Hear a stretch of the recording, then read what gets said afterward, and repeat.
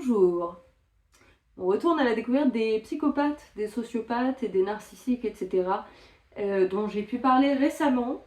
Mais cette fois-ci, on va voir qu'ils se trouvent peut-être parmi vos amis. Alors comment les reconnaître, ces vampires, ces psychopathes, ces sociopathes, ces narcissiques? Tout de suite, une histoire personnelle pour vous donner des pistes à explorer. Je connais un mec qui s'appelle G. Je l'ai rencontré parce que je pleurais. J'étais en manque de clopes sur un bateau.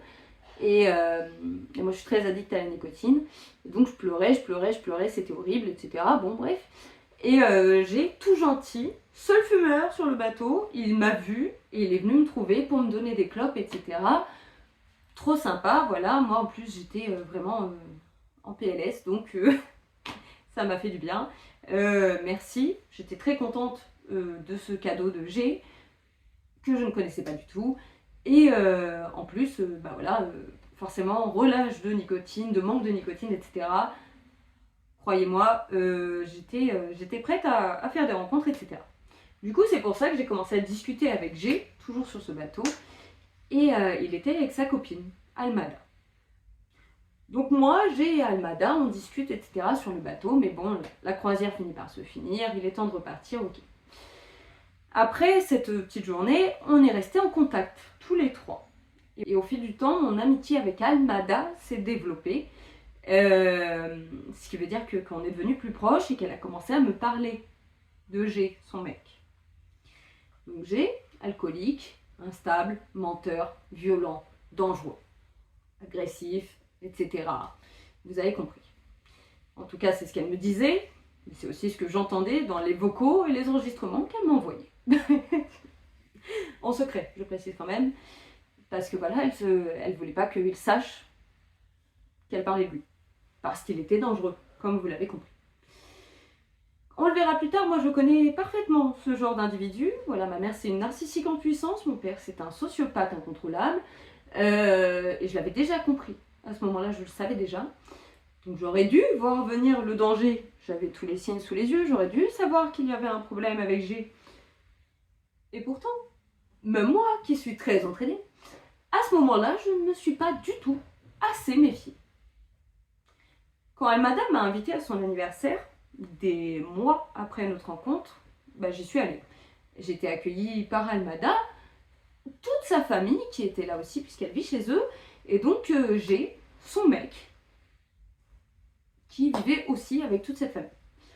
L'alcool coule, tout ça, G m'accueille dès le début avec 5 grammes par litre de sang, je sens qu'il est complètement ivre-mort, mais rien de nouveau, ok. Et le souci c'est qu'il attend même pas une heure pour me raconter qu'Almada lui prête pas attention. Voilà, on est assis à table tous les deux, etc. Il me tient la discussion parce qu'Almada, elle s'occupe des invités, normal. Plus elle profite de son anniversaire, toujours normal. Mais donc G, lui, il me raconte qu'il se sent exclu, qu'il n'a pas l'impression qu'elle lui prête assez attention, que la famille ne l'aime pas ou qu'ils ne le connaissent pas, etc. Enfin, ça ressemble à de la paranoïa pure et dure, ça ne fait aucun sens, et je me dis, mais pourquoi il soulève tout ça le jour de l'anniversaire d'Almada? Je veux dire, laisse-la, c'est sa soirée, bois ta bière, et nous gonfle pas. Bon. Mais Almada, elle vient de temps en temps me demander comment ça se passe, etc. Et moi, je refuse de mentir à Almada, surtout qu'elle a déjà commencé à me parler de G, etc. Moi, je veux lui dire la vérité, donc j'envoie G me chercher de la bière, et puis je raconte tout ça à Almada. Almada me dit, mais ça ne fait aucun sens ce que tu me racontes. Enfin, je veux dire, toute ma famille lui prête attention, il vit là avec nous tous. Il fait rien, il fait aucune tâche ménagère, il fait rien, il fait que de picoler, mais personne lui dit rien. Enfin, je veux dire, on est bien gentil avec lui, qu'est-ce qu'il me saoule, etc. C'est mon anniversaire. Je dis oui. Le temps passe, Almada retourne fêter son anniversaire, on le rappelle, c'est son anniversaire, elle a bien le droit de s'amuser. Et moi, donc, je commence à discuter avec les autres convives, etc., notamment la meilleure amie d'Almada. Donc, il y a la meilleure amie d'Almada à ma gauche, là, et il y a G, toujours bourré, à ma droite. La meilleure amie d'Almada et moi, on discute en portugais, etc., parce que tout ceci se passe dans un autre pays. Et donc, les gens parlent portugais, moi aussi, bref, tout va bien. Mais G, lui, il parle anglais. Important à savoir que personne d'autre ne parlait anglais dans la pièce, sauf Almada qui était donc loin. Et c'est là que G il commence à me parler en anglais. Je me dis alors c'est très bizarre puisqu'on parle tous portugais ici, moi y compris. Continuons dans ta langue natale, mon ami. Et non, en fait il me dit non, faut que je te parle. Donc il me parle en anglais sur des choses très personnelles, très privées de la meilleure amie d'Almada à ma gauche, qui ne comprend pas parce qu'elle ne parle pas anglais. Donc en fait, il y a G en train de me raconter la vie, mais des trucs personnels que je n'ai pas à savoir sur cette parfaite inconnue, devant elle, littéralement à 1 mètre d'elle, mais sans qu'elle comprenne parce que c'est une langue qu'elle ne parle pas. Et le problème, c'est que elle se doute de quelque chose, la meilleure amie. Je veux dire, elle entend son prénom, elle voit bien que G il passe son temps à la regarder, etc., et que moi aussi. Donc elle me regarde en mode qu'est-ce qui se passe, qu'est-ce qu'il dit, etc. Je veux dire, elle comprend pas. Je renvoie G me chercher de l'alcool. Parce que vous l'aurez bien compris, l'alcool ça marche très bien. Et j'explique à la meilleure amie d'Almada ce que c'est que cette histoire, ce qu'il est en train de me dire, etc. Et le fait que moi j'en ai rien à faire en fait, c'est pas ma vie, c'est sa vie. Enfin, voilà, je lui explique un peu tout ça, machin. Donc là c'est le pétage de plomb, vous vous doutez bien. Je veux dire, elle s'énerve, elle va voir Almada vient me trouver, etc. Donc on est toutes les trois à discuter de ce que j'ai à fait, etc. La soirée explose, Almada part en pleurant, sa meilleure amie commence à hurler sur G fait semblant de ne rien comprendre, dit non, je n'ai pas dit ça, non, ça ne s'est pas passé comme ça, non, c'est faux, bref, gaslighting, manipulation, mensonge. C'était chaotique. Donc bon, moi sur ce, je me casse parce que je vais pas rester, j'ai un hôtel, tout ça, mais j'en ai assez vu. Je me tire. Mais je suis revenue dès le lendemain parce qu'en fait Almada m'a dit enfin Lucie, toi tu viens ici, moi je t'adore, tu reviens chez moi, etc. Et je suis plus partie pendant des semaines. C'est une longue histoire, mais grosso modo j'étais dans la merde, j'avais pas de thunes, Almada était trop gentille, sa famille voulait m'adopter, etc., etc. Bref, je suis restée. Et donc je suis restée, mais ça veut dire que je suis restée à vivre avec G pendant à peu près 2-3 mois, je crois. Donc bon, je vis avec G. Au début, avec moi en tout cas, il est tout gentil. Alors je voyais bien qu'il picolait tous les jours, dès 8h le matin, il se levait, il enquillait des bières comme ça et tout, des dizaines de bières par jour, machin, tous les jours sans exception, je le voyais. Mais en soi, à moi, il me disait rien, à moi, il me faisait rien. Déjà parce qu'il était beaucoup occupé à parler de lui, toute la journée il ne parlait que de lui, etc. Donc bon, il n'avait pas trop le temps de me laisser parler moi, c'est pas plus mal. Mais il faut savoir qu'Almada, elle me racontait ce qu'il disait, ce qu'il faisait quand moi j'étais pas là. Quand moi j'étais dans une autre pièce, quand moi j'étais en voyage, je ne sais pas. Bizarrement, là, le comportement de G, il n'avait rien à voir. C'était des violences, c'était des supplications, c'était des menaces, c'était des coups, c'était des menaces de suicide aussi. Bref, un délice quoi, un personnage délicieux. Comme on l'a dit, moi j'ai grandi dans un univers de manipulation et de gens très similaires. Je connais parfaitement les règles du jeu. Donc déjà, quand j'ai vu G détruire l'anniversaire d'Almada volontairement, je savais à comment tenir, je veux dire, j'ai vu les red flags, voilà, c'était un défilé de l'armée rouge, donc je savais qu'il y avait un problème. Donc ce que j'ai commencé à faire, c'est que je disais à G ce qu'il voulait entendre, quand il avait envie d'entendre autre chose que sa propre voix, mais à côté, voilà, Almada et moi, on se disait les faits, la vérité, etc. Parce que moi, on était deux, et qu'on savait que on tenait la vérité. On était ensemble, on avait vu la même chose, donc on avait raison, et c'est lui qui mentait. Donc non seulement on savait que voilà, lui c'était le manipulateur, le menteur, etc. Mais en plus, moi, je voulais qu'Almada elle se casse de là, parce qu'Almada, elle est adorable, elle est gentille, etc. C'est ma sœur, de cœur, évidemment. Et donc, moi, je l'encourageais à se barrer, à le dégager de là, je veux dire, qu'il parte. Mais moi, je ne pouvais pas le dégager moi-même, j'étais pas chez moi, j'étais chez Almada, chez la famille d'Almada. J'étais tout aussi étrangère à cet environnement que lui, peut-être même plus, parce que moi, je ne suis pas de ce pays-là. Donc qu'est-ce que j'avais à foutre là, quoi? Qu'est-ce que j'avais à ouvrir ma bouche? En revanche, j'allais pas laisser Almada se faire agresser, se faire détruire, etc., mentalement, physiquement. Et donc, moi, je l'encourageais à partir mais en secret, parce que sinon c'est moi qui allais me faire tabasser, donc c'est pas fou non plus. Et le problème, c'est que il a commencé à se douter de quelque chose.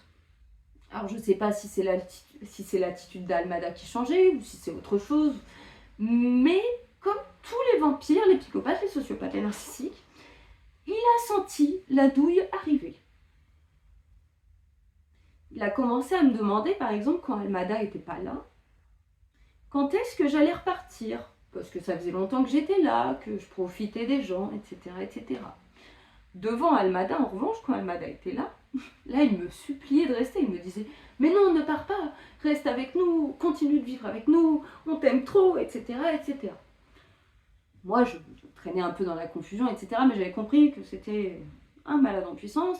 Et donc, je prenais pas trop attention à ce qu'il disait. Moi, tant qu'Almada et sa famille avaient l'air d'être heureuses de me voir présente et demandaient à ce que je reste, moi je restais parce que son avis à lui, il comptait pas. C'était pas chez lui non plus. Mais, double jeu. Et c'était double jeu comme ça sur tout. D'autant plus qu'il buvait de plus en plus. J'ai attention, déjà qu'à la base, il s'enquillait des litres de bière tous les jours. Maintenant, ça a défilé. Mais je n'ai jamais vu ça, quoi. Le bar entier passait dans sa bouche tous les jours. Et moi, j'aime bien boire, mais je voulais pas nécessairement boire en sa présence. Parce que déjà, je le sentais pas, parce que ça le rendait instable, et que moi, je voulais me contrôler, parce que je savais qu'il était dangereux. Sauf que moi, quand je buvais pas, il était insistant. Il était là, allez, bois encore une bière, ça se fait pas de pas accepter un verre, etc., etc. Il insistait pour me faire boire, boire, boire, boire. Et ce que j'ignorais à ce moment-là, c'est que moi, quand je buvais, forcément, comme toute personne, je suis j'ai moins d'inhibition. Et donc, je commençais à parler, etc., à être un peu plus honnête. Et lui, il notait des bouts de phrases, que des bouts, hein, pas la phrase complète, mais des bouts de phrases aléatoires comme ça, pour s'en servir contre moi plus tard. Bon, je m'en souvenais pas, j'étais bourrée, il me faisait boire. Seulement, il y a un soir qui est arrivé, et c'était le soir de trop. Faut savoir qu'on était très tendus, Almada et moi, on était sous pression. Almada, elle faisait que de pleurer. Moi, j'étais en dépression parce que bientôt j'allais devoir revenir en France. Prochaine vidéo, vous comprendrez. Bref, ça allait plus du tout. Et on avait l'autre présence terrifiante là dans la maison, en train de nous menacer, en train de mentir, en train de manipuler, etc., etc. Bref, c'était la panique. Almada, elle voulait pas le virer parce qu'elle me disait non. Mais il m'aime quand même, il fait des choses pour moi. Je lui disais, mais il fait quoi pour toi? Elle ne trouvait pas de réponse. Mais il était dans sa tête et je sais comment c'est. Donc c'était compliqué. Ça prend beaucoup de temps de montrer à quelqu'un que non, la personne en face, elle n'a pas d'âme. Parce qu'Almada, elle a une âme, donc elle ne peut pas comprendre. Comme je le disais dans la première vidéo, c'est difficile. Mais ce soir-là, Almada et moi, on écoutait de la musique triste. On était dans la merde toutes les deux, pas de boulot, pas d'argent, etc. Dépression, angoisse, tout ce que vous voulez. Donc on écoutait de la musique triste, ça nous faisait du bien, etc. On était contentes, voilà. Et il arrive, il entend la musique.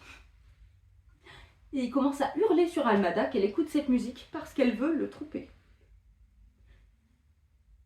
Oui, il n'y a pas de logique, je sais. Almada et moi, on s'est regardés en mode...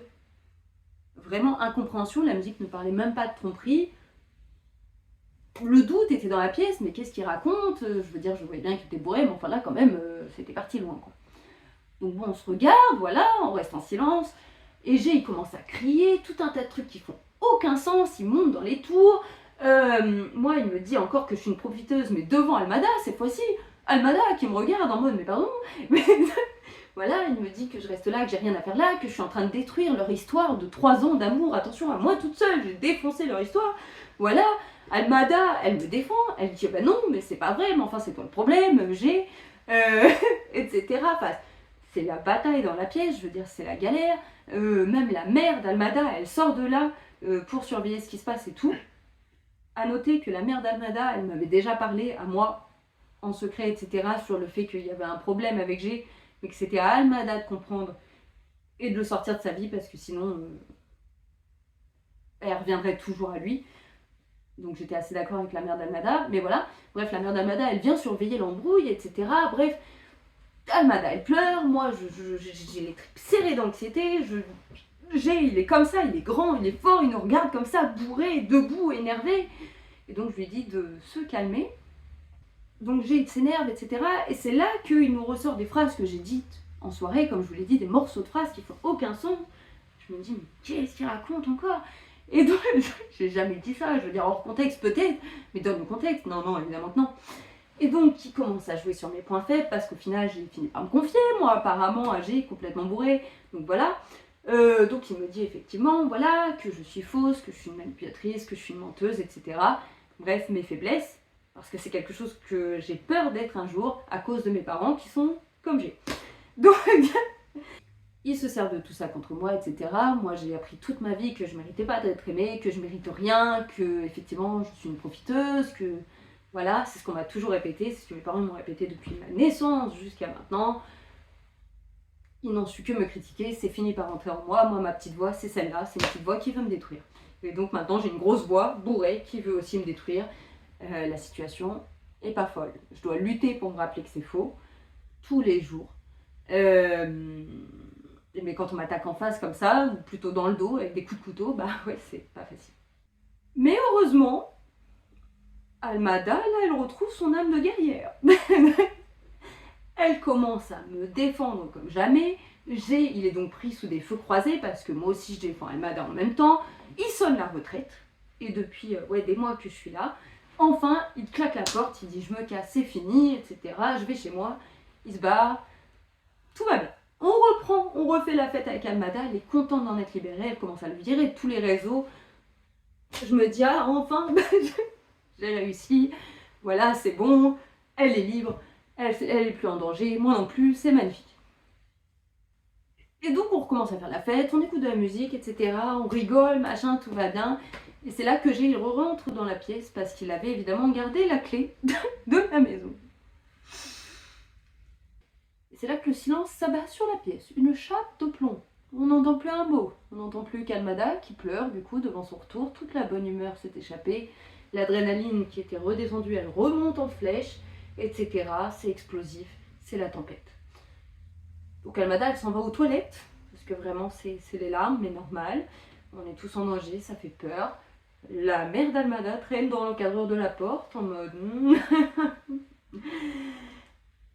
Et moi, du coup, je reste silencieux, je me dis je vais pas l'énerver. Mais il me regarde, on n'est plus que deux dans la pièce, il me regarde, il me dit tu penses que j'ai bien fait de revenir?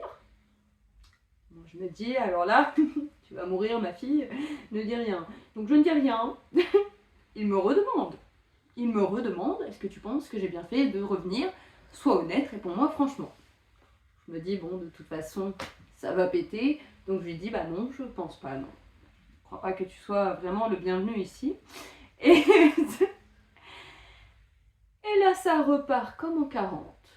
Il nous sort des phrases aléatoires que j'ai dites, effectivement, en soirée, voilà. Il recommence avec ça, il sort des phrases, ça ne fait aucun sens, qu'il dit, de toute façon, on le rappelle, à la base, il a pété les plombs parce qu'on écoutait une musique. Il n'y a pas de logique à chercher, etc. Il pète les plombs, il est méga énervé. Moi, je suis debout, Almada, elle revient. Je suis entre Almada et G. On est face à face comme ça, etc. En train de s'engueuler en portugais. Enfin, vraiment, rien ne va. Il essaye de parler en anglais pour qu'Almada ne puisse pas suivre. Je sais pas si vous vous rendez compte. La dinguerie. Du coup, je lui dis non, non, tu parles en portugais. On parle tous portugais ici, tu parles portugais. Ça suffit maintenant. Almada, elle est pareille. Elle est là en mode t'arrêtes de manipuler, t'arrêtes de mentir. Elle a enfin compris. Dieu merci. Mais elle dit ouais, mais il est bourré, machin, etc. Bon, bref, la situation est très compliquée. Il se recasse. Mais les chiens restent pas tranquilles. Almada, elle a beaucoup de chiens, elle a sauvé beaucoup de chiens, etc. C'est aussi pour ça qu'on s'aime beaucoup. On aime beaucoup les animaux. Et tous les chiens, ils sont pas tranquilles cette fois-ci. Ils sont tous tendus, ils restent dans la pièce, en alerte, etc. Je me dis, il y a un truc qui va pas. Même nous, on n'arrive pas à redescendre cette fois-ci, on retrouve pas notre bonne humeur d'avant. Il y a un truc qui va pas. Elle me dit, je vais aller regarder dans le jardin parce que j'ai un doute. Et c'est là qu'elle le trouve caché dans le jardin, parce qu'en fait, il s'est pas barré, il est resté caché dans le jardin, il n'est pas du tout parti, il était là, planqué dans le noir. Putain de tueur en série, quoi. La dinguerie. Et il est complètement bourré, il continue de boire, elle lui retrouve une bière, etc. pour le calmer, machin. Bref. Donc elle l'envoie se coucher dans son lit parce que il est plus là avec nous, hein. De toute façon il l'est jamais vraiment, c'est un vampire. Je sais pas ce que c'est, psychopathe, sociopathe, narcissique, j'en sais rien, c'est pareil. Bref, et moi je dis à Almada, après, une fois qu'il est couché, je lui dis, mais enfin, appelle la police. Moi je peux pas, c'est pas chez moi. Mais si je payais le loyer, il n'y a pas de loyer, la maison elle est à eux, mais voilà, elle est à elle, mais si je payais le loyer, moi j'appellerais les flics. Et dans ce pays-là, les flics ils rigolent pas, tu parles de violence conjugale, ils te chopent le mec, ils le foutent en prison, c'est pas la France, hein. Ils te le chopent, ils te le foutent en prison, ils poseront les questions plus tard, mais alors vraiment plus tard. Et là pour le coup, ils allaient trouver leur réponse très vite quoi. Mais elle me dit non, mais il m'aime quand même, voilà, il n'est pas toujours comme ça. Je lui dis bah moi ça fait 3 mois que je suis là, il est toujours comme ça, et avant que je sois là, tu m'en parlais déjà, tu m'envoyais des audios, etc. Il était déjà comme ça. Du coup c'est quand qu'il n'était pas comme ça? Au début, il y a 3 ans? Écoute, oui, mais donc elle appelle pas la police. Seulement le lendemain matin, alors que je me suis enfermée à clé pour la première fois depuis des mois, parce que j'avais peur qu'il vienne me tuer dans mon sommeil, moi je suis réveillée parce qu'il tambouine à la porte. J'envisage de m'enfuir et tout, mais je reçois un message de la tante d'Almada qui vit là aussi. Toute la famille vit ensemble. Et donc je sors parce que je capte qu'il y a un truc qui se passe. Il se passe un truc, mais c'est pas G cette fois-ci. Et en fait, bon, un proche d'Almada s'était fait abattre dans une rue au petit matin. Ce qui fait que toute la famille est endeuillée, etc. Mais G, lui, il est mort de rire. Il danse, il chante, il est bourré encore, évidemment, il a recommencé à boire dès qu'il s'est réveillé, après 2 heures de sommeil. Il pète les plombs, il crie de joie, etc. Il faut savoir que le proche en question était problématique aussi. Voilà, c'est une affaire très compliquée. Le proche qui s'est fait abattre, pas fou, on va dire ça comme ça. Donc, autant je comprenais là pour le coup la réaction de G, ça sortait pas de nulle part. Autant tu fais pas ça devant une famille qui reste endeuillée, qui est en peine, qui vient de perdre quelqu'un qui est mort il y a 2 heures. Tu fais pas ça, lui il est en train de crier, de mettre de la musique à fond, de faire la fête devant les tantes, la mère, Almada, tout le monde qui pleure. C'est horrible. Et donc c'est à la suite de ça qu'enfin, Almada, elle a dit ok j'arrête. Elle a arrêté, elle l'a quitté, elle s'est retrouvée un mec, elle l'a fait valider par moi. Et le mec il est adorable, je leur souhaite tout le bonheur du monde. Apparemment je serai témoin de mariage, etc. C'est trop cool, le mec il est trop bien. Vraiment petite dinguerie, je vous aime. Bref, mais la réaction de G, qui a donc provoqué enfin la fin de cette catastrophe, elle est normale pour quelqu'un comme lui, narcissique, sociopathe, psychopathe. Parce que nos vampires antisociaux, ce sont pas des humains. Ils n'ont pas une réaction humaine.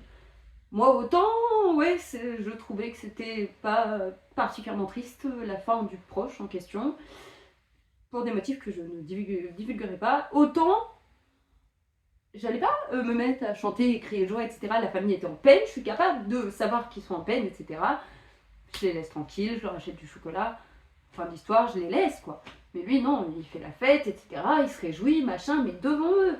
Tu as le droit d'être content de la fin d'une personne qui n'est pas une très bonne personne. Mais tu le montres pas devant les gens qui sont en deuil, tu te mets à la place des autres. Mais lui, ça, il peut pas le faire. C'est un vampire antisocial, c'est un psychopathe, un narcissique ou un sociopathe. Un psy nous le dira. Parce qu'en gros, sociopathe, psychopathe, narcissique, bref, vampire, ce sont bien des hommes et des femmes. Mais ce ne sont pas des humains. On le rappelle, mais c'est important, il faut le rappeler parce qu'on oublie. On oublie. Nous, on oublie qu'ils sont comme ça, on oublie qu'ils n'ont pas d'âme, etc. Parce que c'est impensable. Même quand vous l'avez enfin compris, vous risquez de retomber sous leur charme, vous risquez de retomber sous vos croyances perturbées de par leur présence. Vous ne savez plus ce qui est faux du vrai. Vous voyez des choses, on vous dit que c'est faux, vous décrivez quelque chose qui s'est passé, on vous dit que vous mentez. On vous manipule, tout le monde a 2 versions des faits parce qu'ils se comportent d'une façon avec l'un, d'une autre façon avec l'autre, ensuite ils inversent, tout le monde est perdu, tout le monde vit dans la confusion. Vous ne savez plus. La seule chose vraie maintenant avec un narcissique, un psychopathe et un sociopathe, c'est qu'ils représentent un énorme danger pour vous. Voilà, c'est la seule chose à retenir, c'est qu'ils sont toujours dangereux, vous ne pouvez pas les sauver, personne ne peut les sauver. On ne peut pas rattraper une âme quand il n'y en a pas. Ça ne s'achète pas sur le bon coin une âme, c'est fini. Si vous n'en avez pas, vous n'en avez pas, vous n'en aurez pas. C'est terminé. Ils n'ont pas d'empathie, ils ne peuvent pas avoir d'âme. Fin de l'histoire.